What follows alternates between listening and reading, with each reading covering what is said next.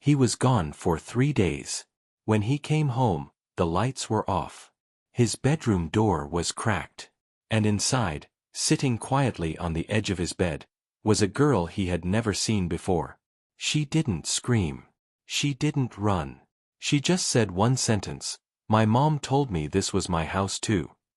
The elevator chimed softly as it opened into the penthouse. Marble floors gleamed beneath Italian leather shoes.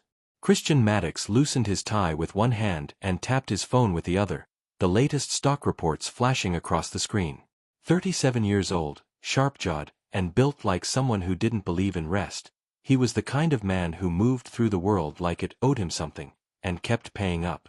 He tossed his suit jacket over the back of a $20,000 suede armchair, the city skyline glittering beyond the floor-to-ceiling windows. Rain tapped gently against the glass like a polite intruder. He poured a drink from the crystal decanter, just one, his only nod to comfort before another night of emails and silence. But when he turned toward his bedroom, he stopped. The door was ajar. He never left it open. The glass in his tumbler rippled slightly as his grip tightened. Years of deals made in rooms where smiles were weapons had taught him to read tension in the air, and something here felt off. Quietly, Christian stepped forward. The bedroom was dim, lit only by the city's glow bleeding through sheer curtains. His bed, sleek, modern, untouched, had one small, jarring anomaly. A child. A little girl, maybe 5 or 6, sat cross-legged on top of the pristine white duvet. Dark curls framed a solemn face. She wore a puffy yellow jacket and clutched a frayed stuffed rabbit to her chest. Her shoes dangled just above the floor. Her eyes met his, calm and sure in a way that made no sense. Christian stared at her. She didn't flinch. He cleared his throat. "What the hell are you doing here?" The girl blinked. "My mom told me this was my house too." Silence roared in his ears. Christian stepped into the room, slow and measured. "What's your name?" She looked down at her rabbit, stroked its ear. "Ellie. Ellie," he repeated, trying it on. It felt like a name he should know. "Where's your mom?" "She dropped me off. Said I should wait here for you." "I don't know your mom." Ellie shrugged, like that was his problem. "She said you would say that." Christian pulled out his phone, fingers already moving toward security. But the little girl reached into her jacket pocket and pulled out something that made him freeze. A photograph. It was old, bent at the corners. In it, a younger version of him smiled awkwardly beside a woman. Dark hair, sharp cheekbones, eyes that held fire and sadness both. She looked nothing like the models he dated now. But something about her face twisted deep in his memory, unlocking a vault he hadn't known existed. Ellie held out the photo like it was proof of gravity. "She said you'd know." Christian didn't take it. Couldn't. His hands were suddenly unsure things. His voice, always controlled, scraped rough. "What's your mother's name?" Ellie hesitated. "Lena." The name hit him like ice water. Years peeled back like rotten wallpaper. A summer in Paris. A falling out that had never properly landed. A woman who had left without a goodbye. "No," he said. But it sounded like a question. "She said you were too busy to come look for us." Christian turned away, chest tight. This was insane. Some con. Some deeply elaborate, manipulative lie. And yet, the girl was still there. Not scared. Not fidgeting. Like she belonged. Like she was waiting for something he hadn't realized he owed. He walked to the window and stared out, city lights blurring. "You can't just show up in someone's bedroom." "She said this was my house too," Ellie repeated. "So I came." Christian turned back. "Where's your mom now?" Ellie shook her head. "She said she had to go somewhere. But she said not to be scared. That you'd take care of me." He stared at her. "I don't even know you." The girl's lip trembled, just slightly. She reached out and placed the rabbit gently on the pillow beside her. "You will." A knock sounded at the front door, sharp, deliberate. Christian's stomach dropped. He wasn't expecting anyone. He strode to the hallway, adrenaline flooding his limbs. The knock came again, louder this time. He checked the monitor beside the door. Empty. No one there. He opened it anyway. The hallway stretched in both directions, silent. Not even the elevator was moving. He closed the door, the hair on his neck standing straight.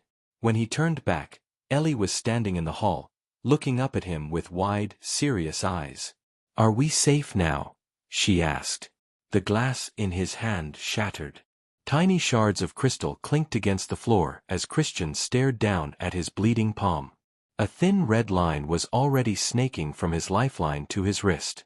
He barely felt it. Ellie's voice cut through the haze. "You're bleeding." She padded forward and gently took his hand with both of hers, lifting it toward her face like a doctor would. Her small fingers were warm, steady, strangely unafraid. Christian snatched his hand back. "Stop. Don't touch that. I've seen worse," she said plainly. He grabbed a cloth from the kitchen island and wrapped it around his hand. He didn't like the way she said that. "I've seen worse." Like a child too familiar with pain. He watched her silently as she walked into the kitchen like she belonged there. She opened a drawer, pulled out a Band-Aid, and returned to him. She peeled it open, standing on her toes. "You should clean it," she said. "Otherwise it gets infected." "You shouldn't be here," Christian snapped, more harshly than he meant. This isn't a game. You can't just appear in someone's life and claim you live here. Do you understand?" Ellie didn't move. She looked up at him, eyes huge, unshed tears gleaming, but they didn't fall. "She said you might get angry. But she also said you used to be kind. Before you forgot." Christian almost laughed. The idea that he'd forgotten kindness, as though it were a hat he'd misplaced on the subway. "You're saying Lena told you all this? That she, what? Just left you here?" Ellie nodded slowly. "Why?" Her answer came in a whisper. "Because she said she couldn't protect me anymore." A chill traced down his spine. From what? Before she could answer, his phone rang. Blocked number. He hesitated, then answered. Silence. "Hello," he said. Static crackled. Then a voice, faint and trembling. "Christian." His heart nearly stopped. He hadn't heard that voice in over 7 years. "Lena." "I didn't know what else to do," she said. "I didn't want to call. I didn't want to bring her into your world. But I had no choice." He backed into the living room, glancing over his shoulder. Ellie had followed him quietly. Her small hands gripped the stuffed rabbit again, the Band-Aid forgotten on the counter. "What the hell is going on, Lena?" he hissed. "You disappeared. You left. And now there's a child, your child, claiming this is her home." "She's not just my child." Christian stopped breathing. "She's yours too," Lena said. Silence thundered between them. He opened his mouth, closed it, tried again. "You're lying." "I wish I was," she said. "I tried to keep her away from all this. From you. From everything I knew would swallow her whole." "Why now?" he demanded. "Why after all this time?" "Because someone found me," Lena said. "And I don't know who they are, but I know what they want. And I won't let them take her." He gripped the phone harder. "Take her? They've been following us. They broke into my apartment. They left a note with your name on it. I don't know what it means, but I'm scared, Christian. And I thought you could keep her safe." He looked at Ellie again. She was watching him, not eavesdropping, but not missing anything either. "She said someone was coming," he muttered. "Then you don't have much time," Lena whispered. "There's more. A lot more. But you have to trust her. You have to trust her, even when none of it makes sense. She knows things I didn't tell her." Christian's blood ran cold. "Like what?" Before Lena could answer, the line went dead. Christian stood frozen, the dial tone screeching in his ear. He slowly lowered the phone and looked at Ellie. "What aren't you telling me?" She hugged the rabbit tighter. "They know where you live now," she said. "How? Who are they?"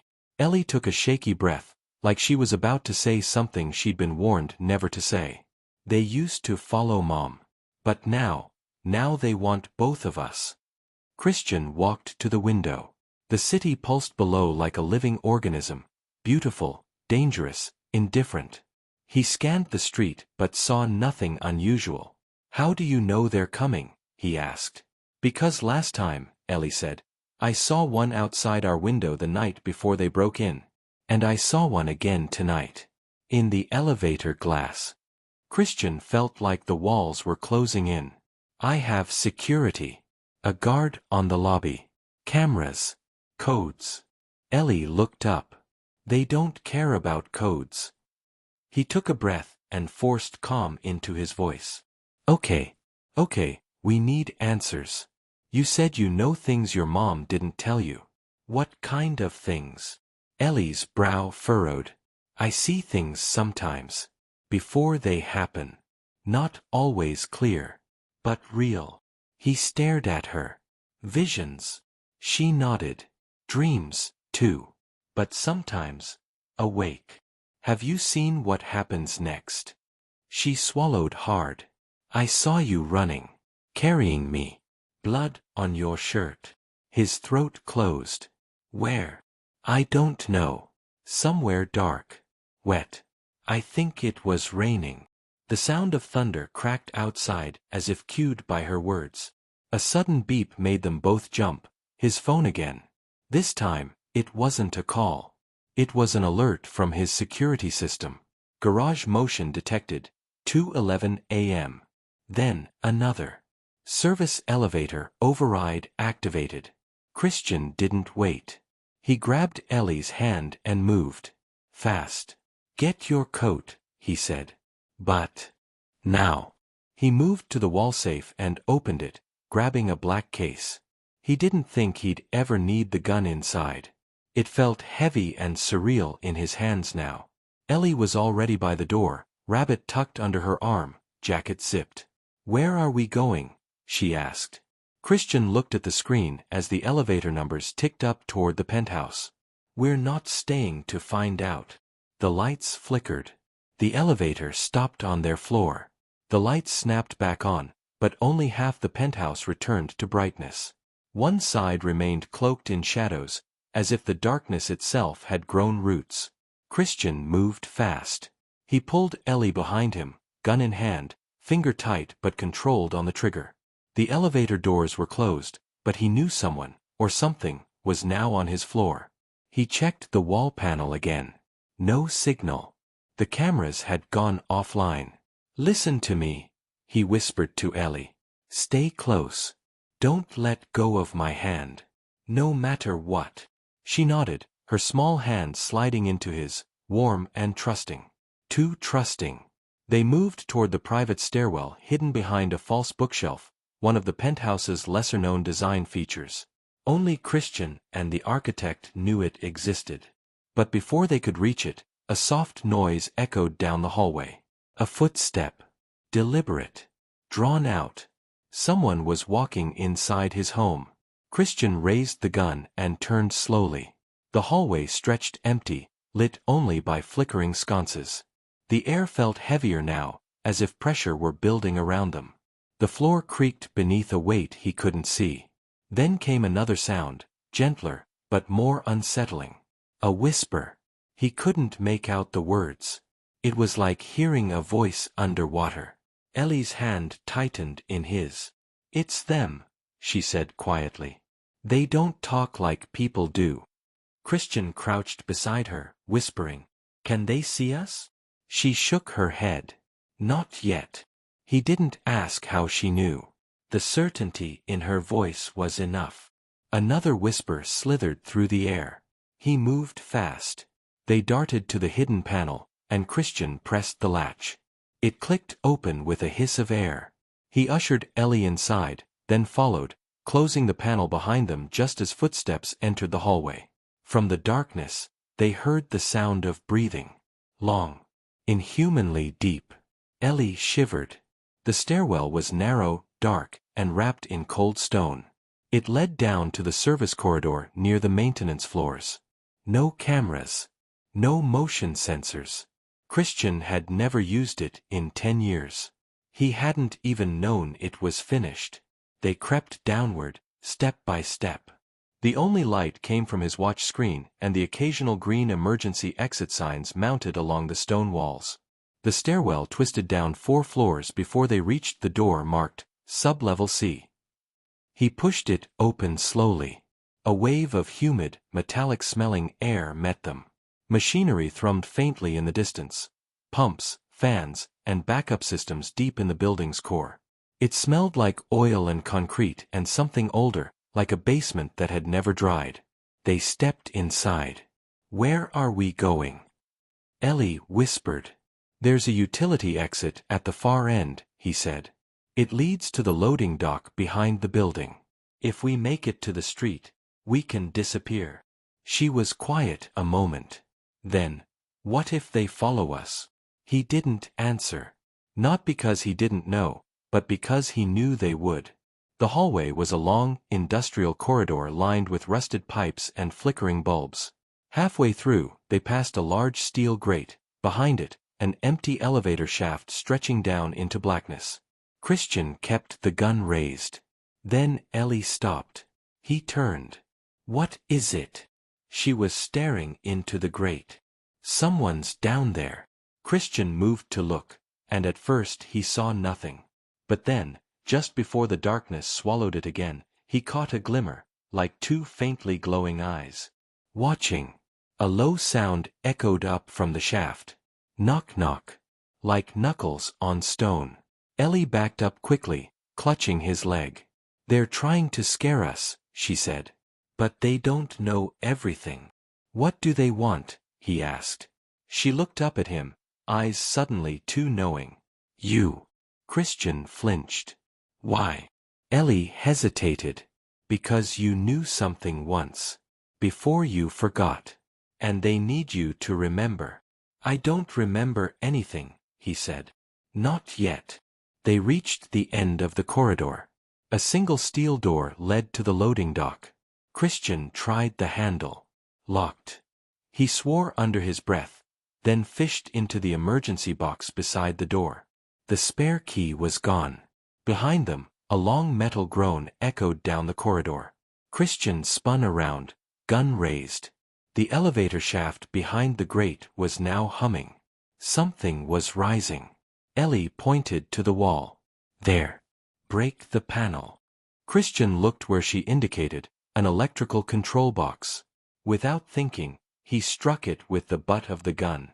Sparks flew, and the panel fell open. Wires. A keypad. He recognized the model. It controlled access to the exit lock. "Can you open it?" Ellie asked. "Give me a second." He worked quickly, fingers remembering the override pattern. When the keypad blinked green, he pulled the door open, and a burst of cold, fresh air hit them. Outside, a narrow alley behind the building stretched out before them. Empty. Silent. "Go!" he barked, pushing Ellie ahead. They ran. Christian kept checking behind them, waiting for the thing, whatever it was, to follow. But nothing moved in the alley. They reached the street. Yellow cabs cruised lazily past. A food cart sat abandoned by the curb. The rain had stopped. He flagged down the first car he saw, an old Lincoln Town car idling across the road. The driver leaned out the window, cigarette dangling from his lip. "Need a ride?" Christian opened the back door and shoved Ellie in. "Yeah. Midtown." He followed, slamming the door shut. But the moment he turned to speak to the driver, the man was gone. The front seat was empty. The door had never opened. And they were already moving. Christian's blood turned to ice. "What the?" The windows blacked out. The locks clicked down. Ellie's voice trembled. "We're not with a driver." The engine purred, too quiet, Too smooth. Like it wasn't running on anything at all. Christian grabbed the handle, yanked. Nothing. No give. Then a soft voice whispered from the front seat.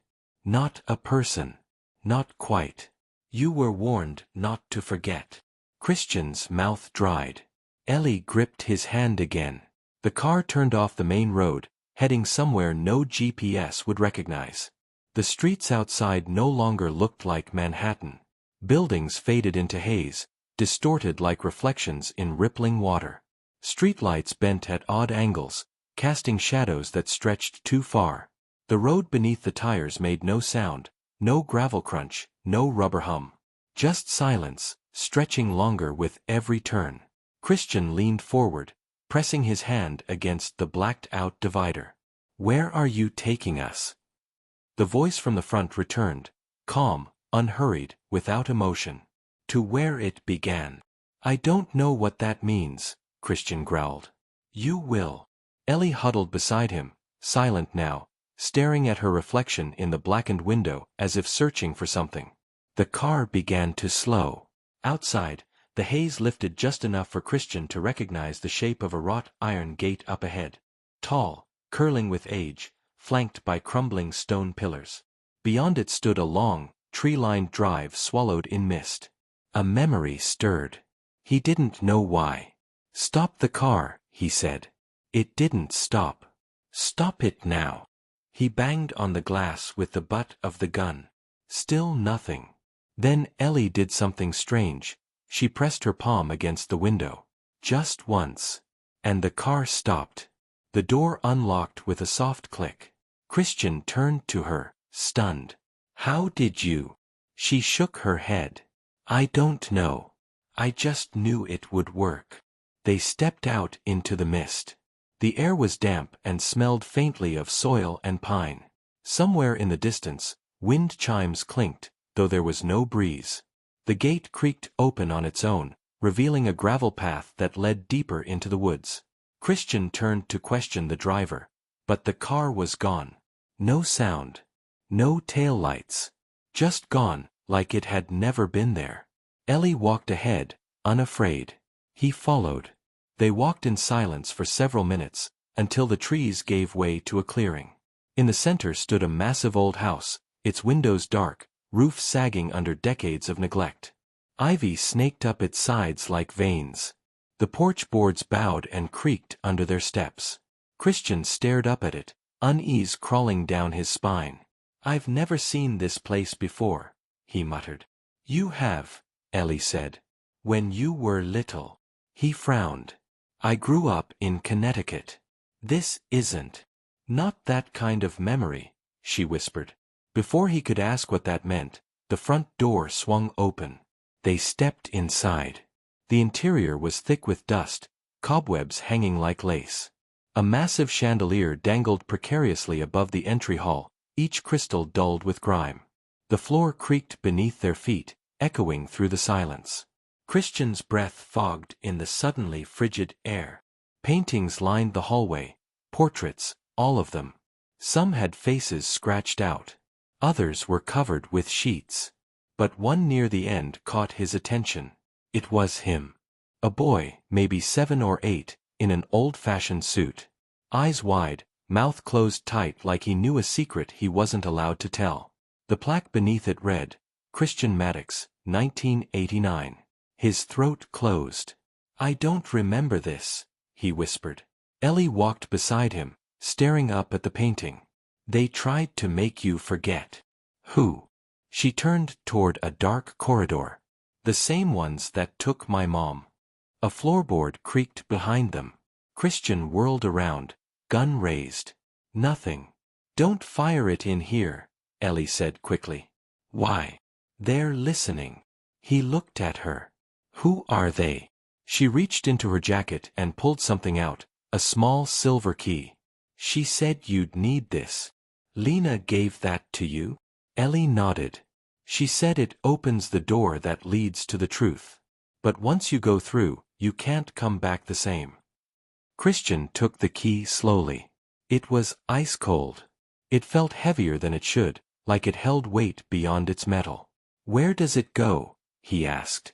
Ellie pointed to a door beneath the grand staircase. It looked like a utility closet, small and unremarkable, except for the faint shimmer that danced along the edges. Christian approached it cautiously. The key slid into the lock with unnatural ease. The moment he turned it, a pulse moved through the house, like the whole structure exhaled. The door creaked open. A long, spiraling staircase stretched downward into pitch black. Christian turned to Ellie. "You stay here." She didn't argue. As he stepped inside, a voice whispered again, this time from the walls, the ceiling, the air itself. "You asked to forget." He descended. The staircase wound deep, much deeper than the house could possibly allow. The air grew colder, heavier, until his breath came in misty puffs. At the bottom, he found a hallway made of stone, slick, glistening, and lined with ancient sconces that lit themselves as he passed. At the end stood a door. Wooden. Ornate. Covered in symbols he didn't understand. He reached for the handle. But before he could touch it, a memory hit him like a blow to the chest. A room. Bright white. Screaming. A woman, Lena, strapped to a table, her eyes wide with terror. And another figure beside her. Him. Not adult him. Child him. Watching. Silent. Unblinking. "No," Christian whispered. "That can't be real." But the memory lingered. Burning. Searing. Unwelcome and all too vivid. He opened the door. Inside was a room bathed in soft golden light. In the center, a circle etched into the stone, glowing faintly. At its heart, another child. A boy. Bound by invisible force. Eyes open. Staring. Christian stepped forward, confusion flooding him. Then the boy spoke. "You left me here." Christian's legs buckled. The boy's voice was his own. "You chose the world over the truth," the child said. "You chose wealth. Safety. Lies." Christian stumbled back. "I don't know what this is." The child tilted his head. "Then why do you remember now?" Before he could answer, the walls trembled. A sound like cracking ice echoed through the chamber. Ellie's scream tore through the air from above. "Christian!" He ran. Christian tore up the spiral staircase, taking the steps 3 at a time. Each one groaned beneath his feet, echoing like drums of war. The walls trembled again, dust raining from the ceiling as something massive shifted above. He burst through the hidden door into the grand foyer, and stopped cold. The house had changed. The chandelier above now swung violently, though no wind stirred. The portraits on the walls had peeled back their veils. Each face stared straight ahead, eyes lifeless, lips slightly parted as if mid-breath. Some of them he recognized. One was Lena. Another was himself, older this time, maybe only a year younger than he was now, but with something wrong in the eyes. Like they'd seen the end of the world and refused to blink. "Ellie!" he called out, voice ricocheting through the twisting halls. "Where are you?" No answer. He sprinted down the corridor Ellie had pointed to earlier, passing door after door, each slightly ajar, each spilling a different sound. A woman's lullaby. The ticking of a grandfather clock. The slow drip of water. He pushed open the last door and found her. Ellie stood in the middle of a grand sitting room. The curtains were drawn tight, but light flickered beneath them like a fire burned outside. Her back was to him, body rigid. He rushed forward. "Ellie!" She turned. Her eyes were black. Not in a monstrous way, but as if something ancient had surfaced behind them. Something awake. "You weren't supposed to open the door," she said softly. Her voice wasn't angry. Just sad. "I heard you scream." "I didn't," she said. Christian blinked. "I mean, not me now," she added. "Me before." "It's hard to explain." "What's happening?" he asked, lowering to one knee, trying to meet her gaze. "Talk to me, Ellie. Please."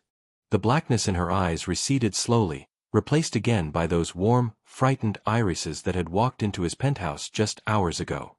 I remember now, she whispered. Everything.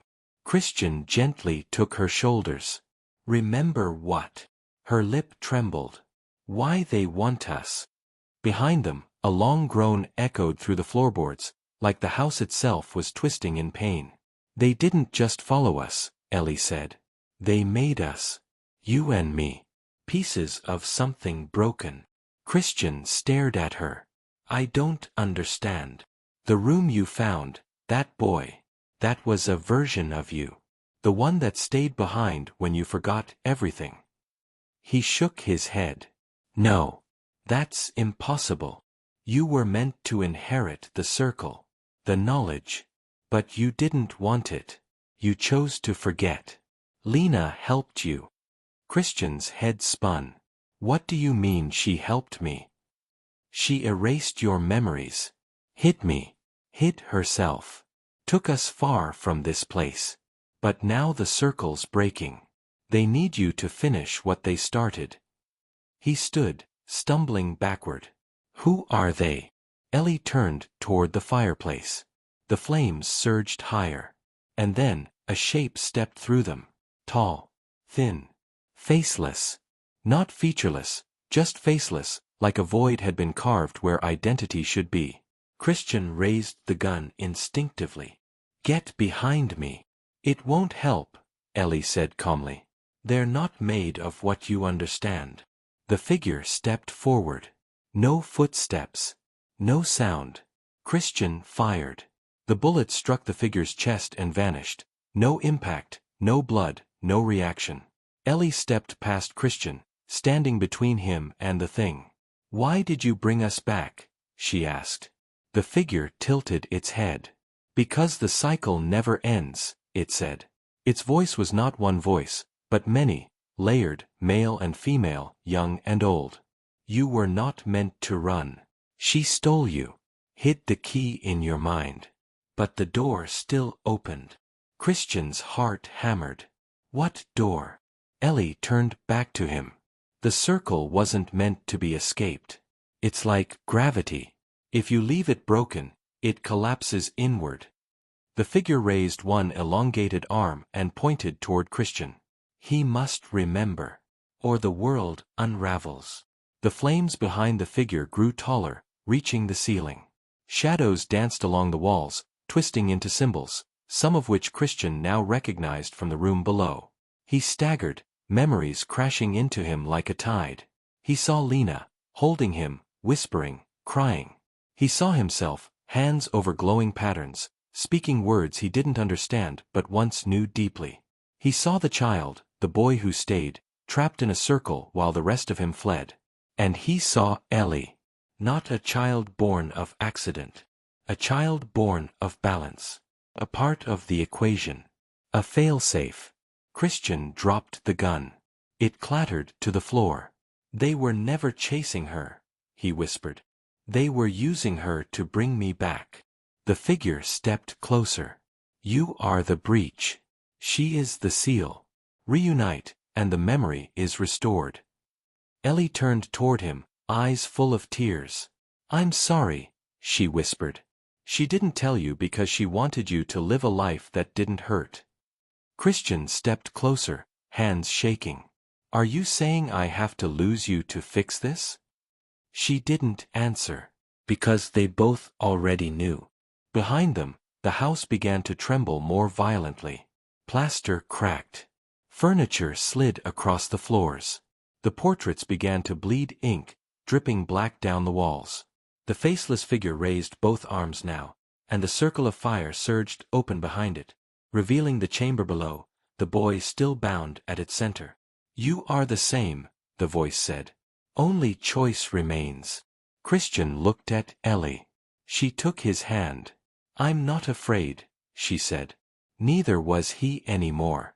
He nodded once, and stepped into the fire with her. They stepped through the fire, but it did not burn. Instead, the flames parted like a curtain, revealing a staircase spiraling downward, this one unlike the cold stone passage from before.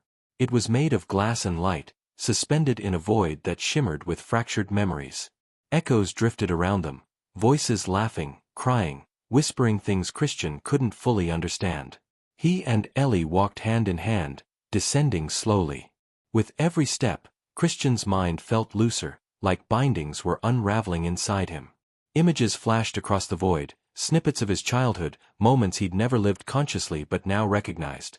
Lena holding his hand in a library filled with books in languages he didn't know, a dark chamber with 12 robed figures encircling a glowing orb, a ritual interrupted by gunfire, screams, and then a door slamming shut. A mind closed. And now, unlocked. When they reached the bottom, the chamber opened before them, wider, grander than before. This was not the small ritual room Christian had seen earlier. This was the original chamber, older than memory, built from obsidian and silver-veined stone, pulsing softly with a rhythm that felt like a heartbeat. In the center, the circle. 12 concentric rings, each etched with symbols that now pulsed as Christian approached. Inside the outermost ring, the boy stood, still frozen in place, but now watching them. His face was Christian's, but younger, eyes ancient. "Why did you leave me?" the boy asked. His voice echoed, bouncing around the chamber like a wave. Christian stepped to the edge of the circle. "Because I was afraid." The boy blinked. "They offered you a way out. And you took it." "They promised I'd forget," Christian said. "And I did. But forgetting didn't make it stop." Ellie stepped forward, her gaze fixed on the center of the circle. "He's not just a memory," she whispered. "He's the part of you that stayed behind to keep the seal intact. But it wasn't enough. It never could be. You were both needed." Christian looked down at his younger self. "How do I fix it?" The chamber began to rumble again, the rings glowing brighter, faster. The boy raised his hands. The symbols lifted from the ground like embers and hovered in the air, spinning around Christian and Ellie. "You must choose," the boy said. "Remember everything, or lose everything." "I don't understand." "If you remember it all," Ellie said softly, "you'll be what you were meant to be. Not just rich. Not just powerful. Something more. But if you refuse, the breach will stay open. The others will come through." Christian turned to Ellie. "And what happens to you?" She smiled faintly. "I go back to where I came from. Back to the part of the seal I've been holding." "No," he said, voice shaking. "You're not some tool. You're not. I'm not human the way you are," she said, gently. "I'm a piece of something older. But you made me real." That's what she wanted for me. Lena wanted me to feel real. For however long I had. Christian took her shoulders, gripping tighter than he should. "You are real. You're my daughter." Tears welled in her eyes. "You made me more than I was supposed to be. But now you have to finish what she started. What you started." Behind them, the chamber cracked, fissures opening across the walls. From them, shadow poured in.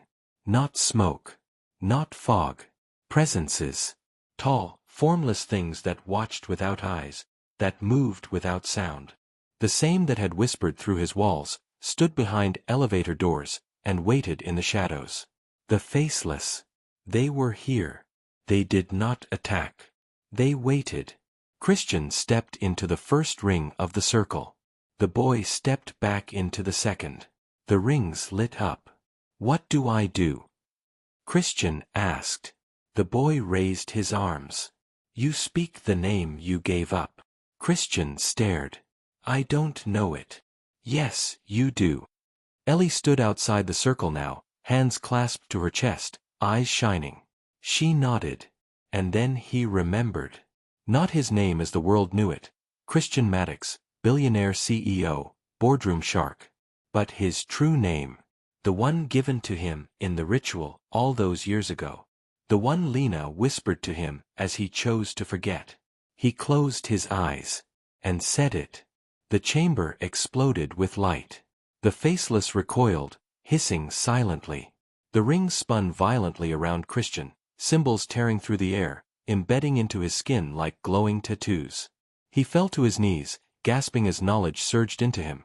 Centuries, lifetimes, stars dying and being born, languages that spoke the shape of thought itself.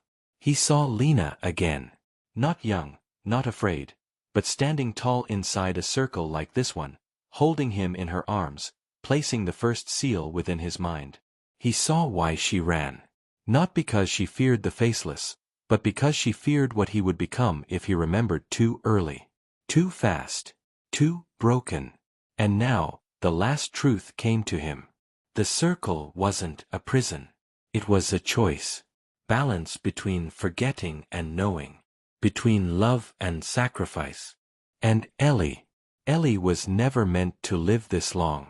She was born from the ritual, from the same essence that made him what he was. A tether. A guardian.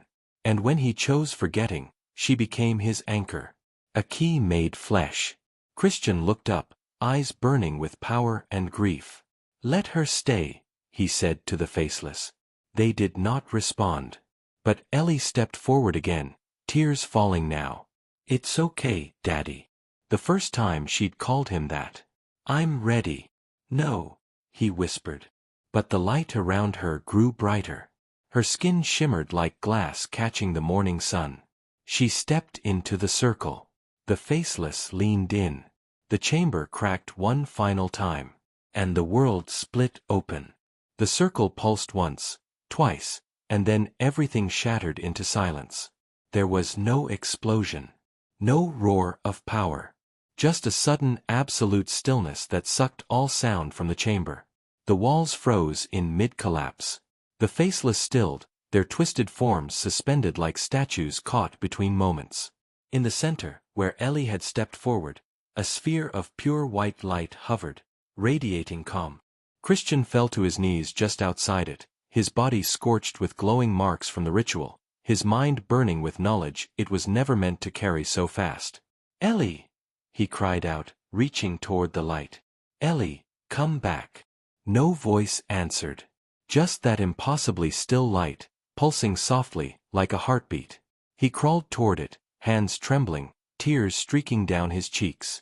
The child who had walked into his penthouse with a stuffed rabbit was gone. In her place, something greater. The seal incarnate. Returned to its origin. The faceless watched but did not move. Not out of respect. Out of reverence. The circle had chosen. The breach had closed. The child was the cost. "No," Christian whispered, voice breaking. "That's not what I chose." A voice behind him stirred, one that hadn't spoken since his memory returned. "Nothing you choose here is ever one thing," said the boy within the circle. Christian turned. The child version of himself now stood free, no longer bound.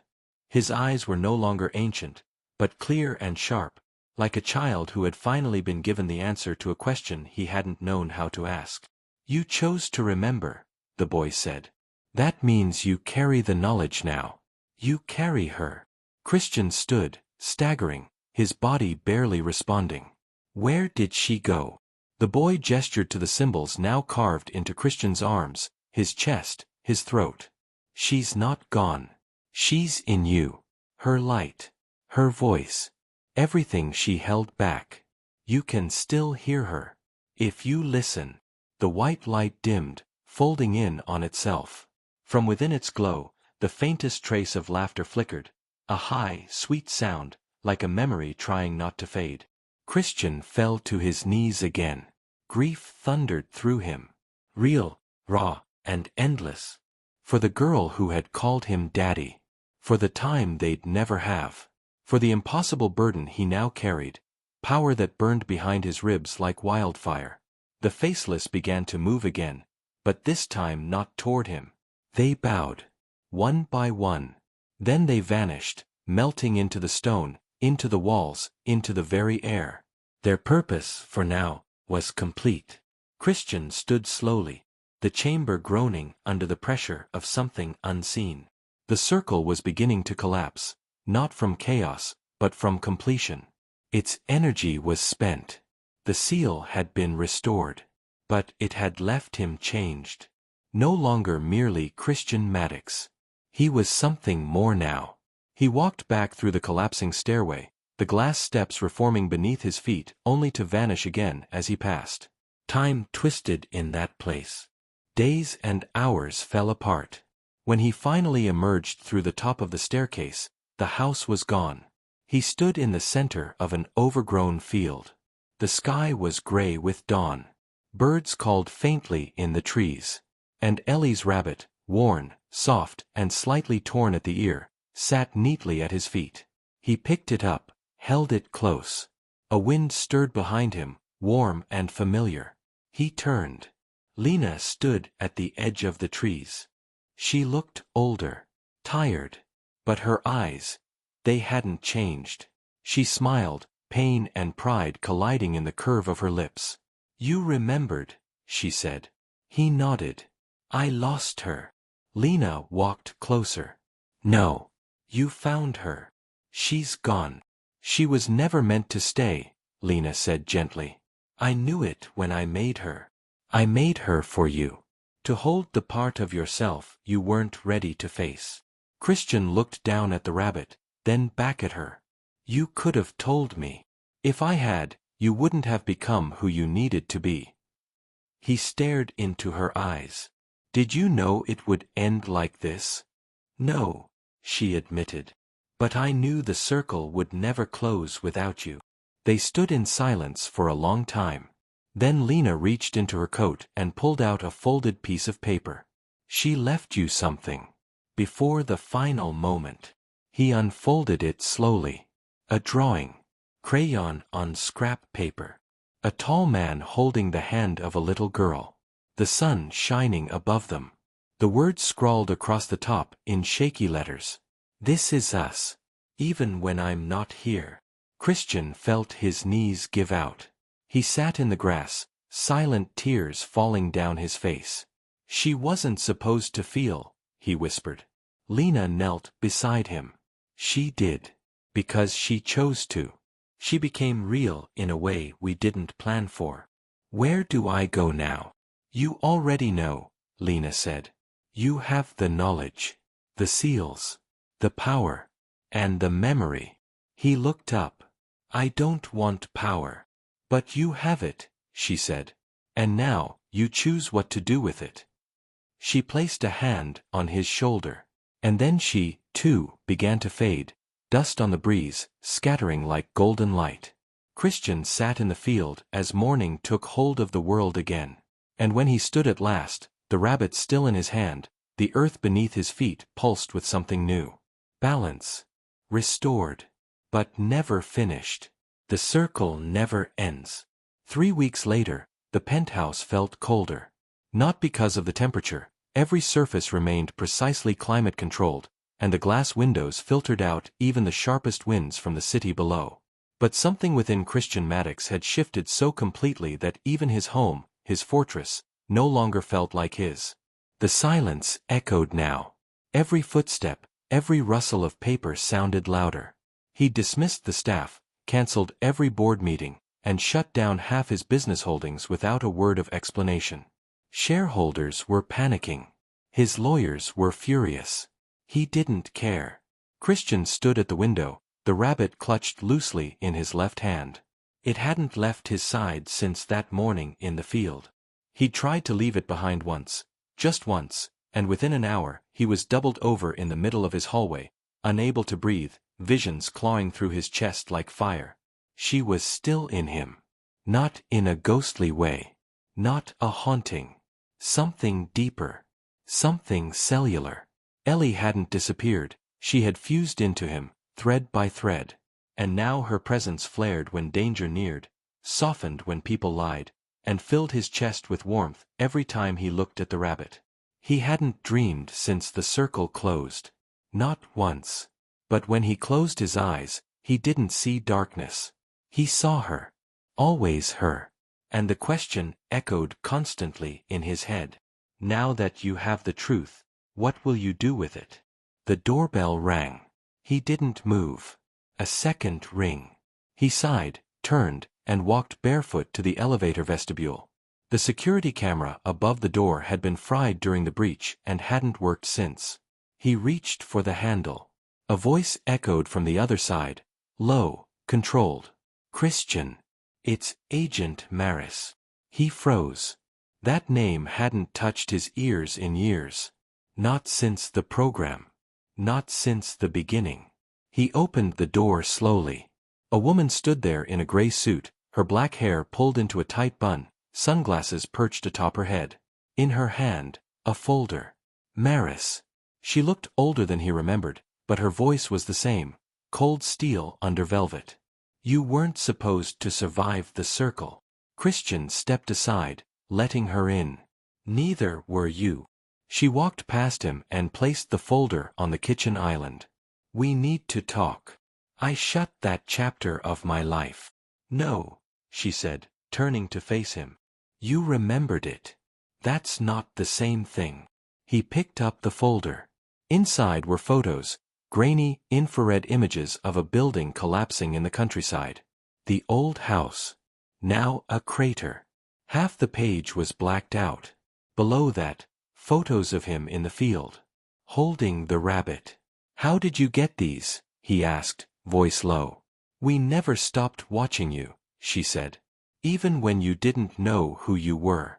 Christian slammed the folder shut. Why are you here? Because the circle was one of 12. He went still. Maris's eyes didn't flinch. 11 remain. Seals. Constructs. Breaches waiting to open. I closed mine, he said. She nodded. But others will fail. Some already have. And the moment you remembered, they felt it. Just like the faceless did. Christian ran a hand through his hair. I'm not going back into the program. You're not, she agreed. The program doesn't exist anymore. It was buried after you disappeared. But they still exist. And now that you've awakened, others will follow. I'm not leading anyone. You already are, she said. Whether you want to or not. Christian looked down at the rabbit again. Ellie would have smiled at the idea of him being in charge of anything bigger than a conference room. Maris moved to the balcony door and looked out. We're not here to recruit you, Christian. We're here to warn you. We. She turned. Behind her, 3 more figures stepped into the apartment. 1 man, 2 women. They wore no insignia. No suits. But their eyes burned with the same glow he'd seen in the mirror lately. Awakened. Like him. You're not the only one who survived, Maris said. But you are the only one who came back from the circle with the seal still intact. Christian stepped back. What are you saying? I'm saying, she said, we think you might be the only one who can stop what's coming. One of the others stepped forward, a tall man with a sleeve of ancient symbols tattooed along his arm. We felt it when she joined you. The child. The seal thread. She wasn't just part of you. She was a keystone. Keystone for what? For the lock, the man said. The one that holds back everything that came before. Christian's stomach dropped. The circle wasn't the lock? No, Maris said. The circle was the keyhole. The walls of the penthouse felt like they were shrinking. You're not making sense, Christian whispered. You will, Maris said. Soon. The woman beside her opened another folder and handed Christian a photo. It was a monastery, burned to the ground. Children's shoes lined up neatly in front of the ruins. No survivors, the woman said. But they all drew the same image before the breach.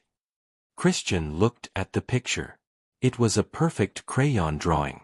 A man holding a little girl's hand. With the words, "This is us. Even when I'm not here." He sat down slowly. Ellie. Still reaching through. Still warning him. Still reminding him what he carried. The others began laying out maps, files, names. And Christian Maddox, former billionaire, former stranger to himself, began to listen. Because he realized something else in that moment. He hadn't closed the circle. He had become it. The maps covered the table like wounds on a body. Red lines scrawled across continents, circles around cities that had gone dark without explanation, symbols etched in margins in no known language. Christian stared at the constellation of danger growing before him, his heart a dull hammer in his chest. 12 seals. Only one had closed. His. And that had cost him the one thing he didn't realize he loved until it was torn away. Ellie. Some of these, he said, pointing to the locations on the map, are in the middle of nowhere. What makes you think they're connected to the seals? Maris pulled a worn, leather-bound journal from her satchel. The kind of book that wasn't meant to survive fire or time, and yet it had. The pages were brittle, handwritten in faded ink, and written in a language that twisted and shimmered as he looked at it. The order documented every known seal in the First Era, she said. Before memory was common. Before names had weight. Christian looked at her sharply. The order. They're not all gone, the woman with the photo said. Some survived by splintering. Hiding in places outside time. You remember enough to know what that means. Christian did. And it made his skin crawl. They weren't talking about dimensions or timelines. Not really. They were talking about slices, fractures in the continuity of consciousness. Places where ideas gestated before form. Where reality waited for choice.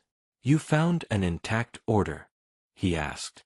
No, Maris said. But someone else did. A rogue agent. We think she's trying to open the remaining seals. Christian leaned in. Who? Maris met his eyes. Her name was Mira Wren. He recoiled. That's not possible. Myra's dead. Are you sure? Maris asked quietly. Because this was taken 3 days ago. She slid a surveillance photo across the table. It showed a woman in a red coat walking through the ruins of the monastery, untouched by flame. Her hair was shorter, darker, but Christian would know the set of her shoulders anywhere. She was the one who taught him to read the sigils. The one who nearly died closing a failed breach in Turkey 10 years ago. The one who warned him never to go near the circle Lena was hiding. I saw her die, Christian said. No, Maris said. You saw her disappear. Into a fracture she created. She chose exile over containment. Christian looked down again at the photo. Why would she try to open the seals? Because she believes the circle was never meant to be closed. That it's a cage built by liars. And she's not entirely wrong, said the tattooed man, finally speaking again. The order created the circle not just to seal power, but to hoard it. Christian stared at him. You agree with her? I agree that the truth isn't what we were taught, the man said. But I've seen what comes out when a seal breaks uncontrolled. So has Mira. She's not just awakening seals. She's releasing them. Maris stepped forward. We need to stop her. Christian raised an eyebrow. And how exactly do you expect me to help? Because, she said, you still carry the Keystone's mark. The child chose you. And when a seal sees you coming, it will open. Not in violence. Not in chaos. But by choice. You think I'm a key. You're the key, Maris said. Christian turned away. The rabbit sat on the windowsill, catching the early light. For a moment, he thought he saw it twitch, but it didn't move. He still hadn't told anyone what had happened after the circle closed. What he'd heard. What Ellie had said inside his mind. When the others come, I'll be with you. You just have to speak the name again. The true name. He hadn't said it since. Couldn't. His body still bore the scars of the first time. But the voice was there. Not always words. Sometimes just a presence. Like fingers in his spine. Like sunlight behind his eyes. He faced the group again. Fine. Where's the next breach? Maris pulled out a photo of a mountainside compound. Eastern Europe. Carpathians. The land there was once marked by the second seal. It was thought dormant. Until last week. She slid another image beside it. A statue, enormous, ancient, half buried in snow. Its face was eroded, but the eyes had been carved deeper than stone. And in its chest, a symbol glowing with unmistakable energy. The same seal that had burned itself into Christian's skin. He touched his collarbone instinctively. It pulsed. "You want to go there?" he asked. "We need you to," Maris said. Christian looked out at the city one last time. All his life he had chased power, wealth, control, thinking it would keep him from becoming the lost boy in his own story. But he had always been circling this path. And now that he had remembered, there was no going back. He nodded once. "Pack light," he said. "We don't come back the same." The tattooed man smiled grimly. "We never do." That night, as Christian prepared to leave, he stood in the penthouse alone. The others had retreated to a nearby safe house to assemble gear. Maris had left without another word. He stood by the rabbit. Touched its ear. "Can you still hear me?" he asked softly. A breeze moved through the room. But no windows were open. He didn't need to ask again. He felt it. Warmth behind his ribs. A whisper that wasn't sound. Not gone. Not ever. Christian picked up the rabbit, placed it gently in his duffel, and zipped it shut. A new journey was beginning. And this time, he wouldn't be running from who he was. He would walk straight into it. The wind howled through the Carpathian peaks, slicing through layers of fabric and bone. Snow blew sideways in blinding sheets, erasing the path behind Christian and his team as they climbed. Each step was a battle, not just against the cold, but against the weight of what lay ahead. They'd left the convoy 2 miles below, where the land began to twist. Too dangerous to drive further. The terrain wasn't merely unstable, it was reactive. The air here hummed. The snow vibrated. The seal was close. Christian trudged forward, the duffel tight to his back, the rabbit inside tucked in a waterproof case. Its presence, even unseen, warmed his chest like a second heart. Ellie was quieter now, but not absent. She pulsed in and out of focus, never interfering, always watching. Behind him, Maris called out. "We're 10 minutes from the threshold." He didn't answer. He could feel it already. It wasn't a mountain anymore. It was alive. The structure rose from the rock like a spine of the earth itself, half monastery, half cathedral, built directly into the cliffside. Time had tried to reclaim it, but something older had preserved it in stillness. No vines, no rot. Just stone, untouched and waiting. As they approached the arched entrance, symbols along the doorway flickered to life, responding not to light, but to recognition. Christian stepped forward. The doors opened inward with a groan that was not mechanical, but organic. Like ribs parting. The chamber inside was massive, lit by torches that ignited on their own. A central platform rose in the center, smooth and black, surrounded by carvings of impossible geometry. Not spirals, not lines.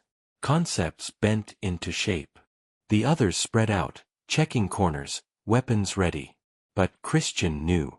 No weapon would matter here. He climbed the steps toward the altar. As his boots touched the final stone, the floor beneath him shifted, and something stirred in the shadows.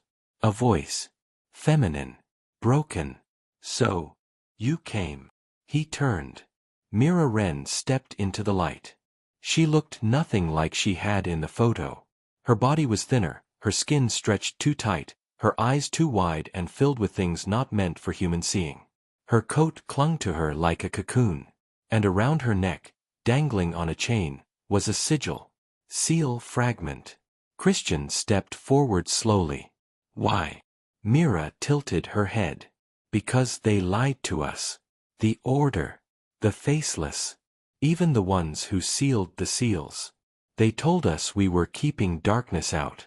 But what if we were sealing light away?" Christian shook his head. "I saw what came through. I felt it." "No," she whispered. "You felt grief. And you mistook it for darkness. I lost my daughter to stop it." Myra's eyes narrowed. "Then you know what the circle really is. Not a lock. Not a cage. A womb. And now, we birth the end. She raised both arms. The seal on the platform began to rise. Symbols broke free from the stone, swirling like dust in reverse. The walls trembled. The torches flared blue. Maris yelled, "She's initiating the fracture."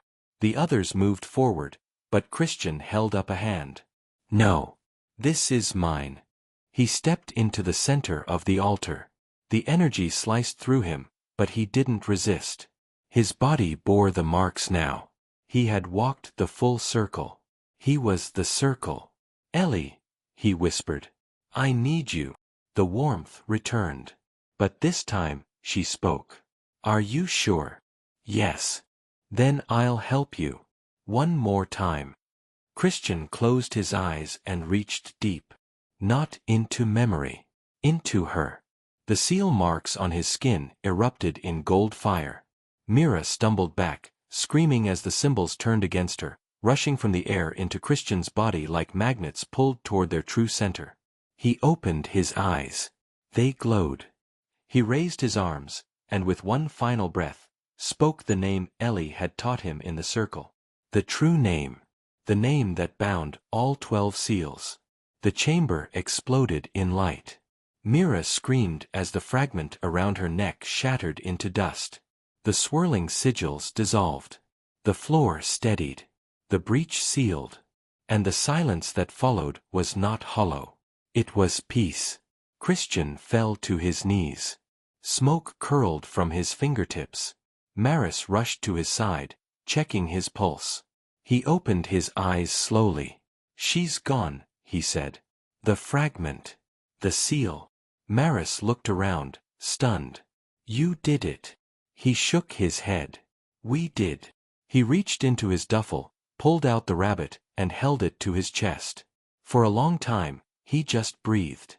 Later, as the sun rose over the mountains, they stood outside the compound, staring back at the quiet stone now sleeping again. Myra's body was gone. No blood. No trace. Just silence. The others began packing up, murmuring plans for the next site. Maris stayed beside Christian. "What now?" she asked. He looked up at the morning sky. The light was different. Brighter. Warmer. "Now," he said, "we find the rest. And after." He looked down at the rabbit. "I'll bring her back." Maris blinked. "You think that's possible?" He nodded once. "The circle took her. The circle can give her back." "How?" Christian looked into the horizon. "By remembering. All of it. Every life. Every thread. If I become everything again, I can find the shape that made her." "You'll burn yourself out." "Maybe," he said. "Why risk it?" Christian turned to her. "For a girl who walked into my bedroom one night, and reminded me this was her house too." He smiled. And the wind carried her laughter through the trees.